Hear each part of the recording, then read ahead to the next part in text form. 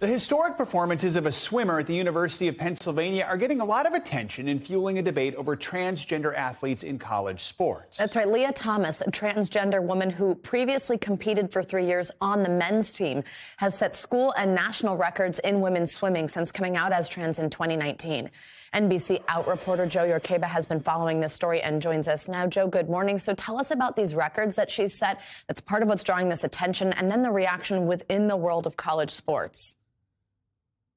Good morning. Sure. So Leah Thomas is a senior and she has performed well at nearly every meet so far this season. But the media firestorm really began after her performance at the Zippy Invitational in Ohio earlier this month. And she won 3 events and set 2 national records there. And the reaction in the world of college sports has been really mixed. There are some folks who don't believe Thomas should be allowed to compete on the women's team at all because she went through male puberty. Others say that the rules that she's competing under should be made more strict. And then there are those who have defended her who say that those rules are completely reasonable and that this entire debate is really just the result of a few people who are upset that a trans woman has won something at all.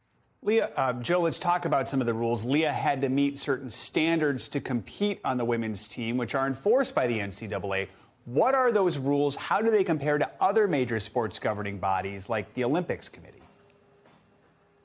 Yeah, the NCAA requires trans women athletes to undergo at least 1 year of testosterone suppression treatment in order to compete on the women's team.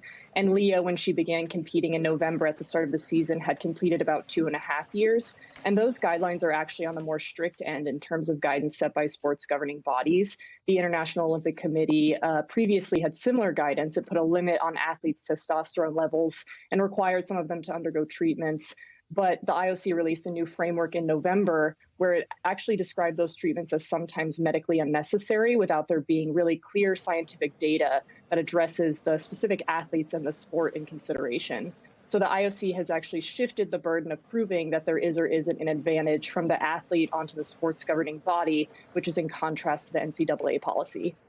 So, Jo, we know there really has been a lot of debate, as Jo mentioned at the top of this, about transgender athletes in sports. And then cases like these, it seems individuals like Leah become this sort of lightning rod around that debate, like shown as this example. But what research on a wider scale is there into the performance of transgender athletes? So we're not just talking about one, especially regarding the role testosterone plays.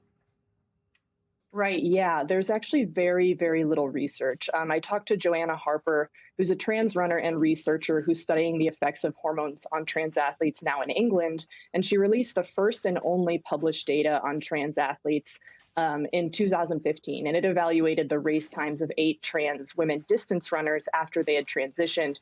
And she found that they were no more competitive in the female division than they had been in the male division.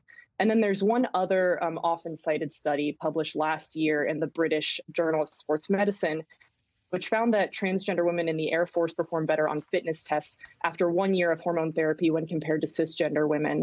And after 2 years, the study author told NBC News that their performance was fairly equivalent to cisgender women. But researchers note that that study wasn't on elite athletes and it didn't study a particular sport. And that's why researchers like Harper say that there's an urgent need for more data to help create better policy. All right, Jo, thank you so much. Thanks for watching our YouTube channel. Follow today's top stories and breaking news by downloading the NBC News app.